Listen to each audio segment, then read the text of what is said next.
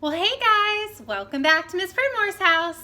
Today we're going to continue right where we left off in our reading mini lesson. So come take a look at our chart. Now I had already started to fill out this chart and somebody interrupted me. So now we'll have to fill out the rest together. But let's go ahead and read the title. It says, sometimes nonfiction authors organize a topic into smaller topics.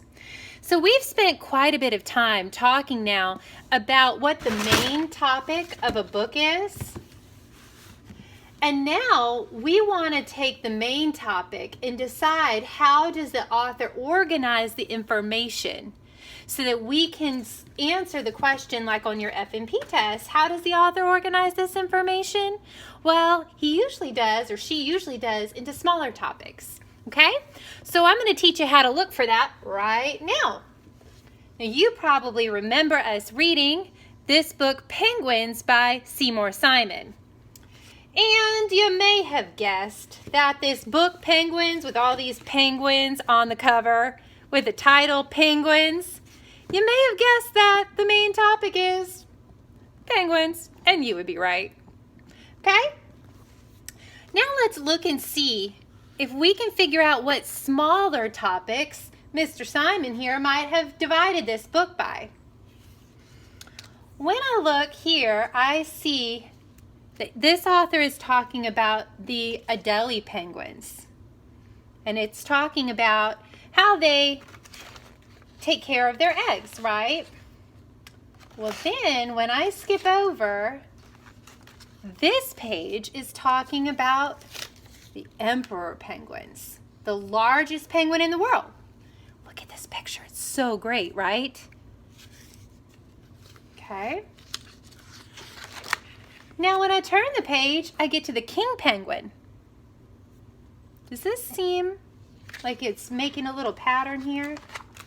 And then on the next page, we're talking about the Gentoo penguins. Are you thinking what I'm thinking?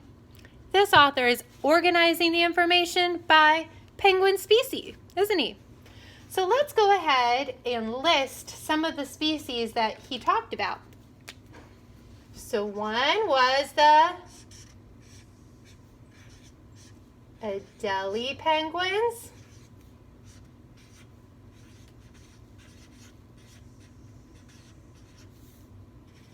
The emperor penguins.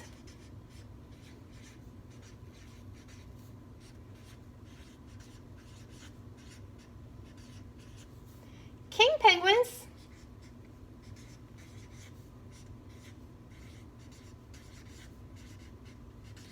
And the Gentoo penguins. And if we wanted to summarize all that up, we could say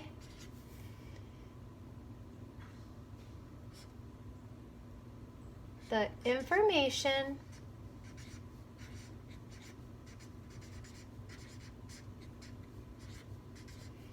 is organized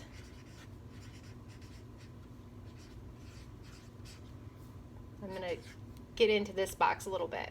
By species, right?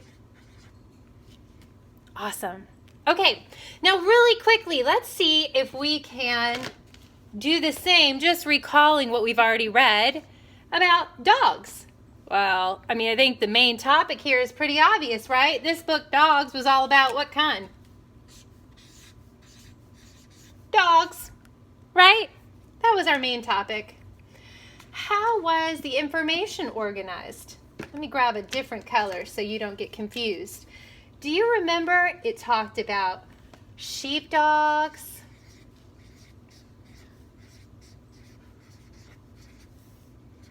and tiny dogs? Remember Miss Pridmore told you that tiny, or sometimes they're called teacup breeds, like my Charlie. He was a mini poodle, right? What else? Let's see.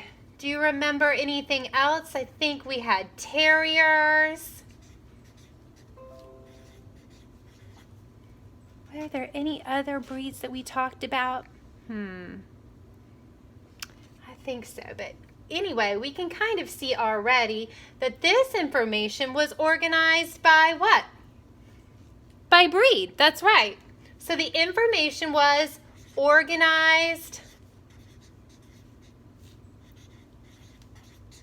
by breed. Good job. Okay, and I know I didn't write a full sentence here because I'm just using this to get my ideas out, right? Okay, last one, frogs. And I think this is one that you read with Mrs. Martinez, right? So, what's the main topic of frogs? Yeah, frogs. Okay, so we'll write frogs as our main topic. But do you remember how this information was organized? It wasn't by breed or species. It started off by egg, right?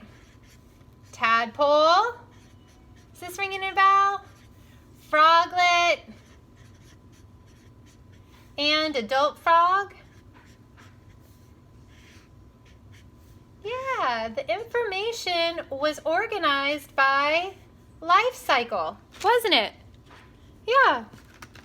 So if Ms. Pridmore was to ask you, boys and girls, how was the information in the book Frogs organized? You would say it was organized by life cycle or by the stages of a frog's life. Great job, everybody. I'll see you next time.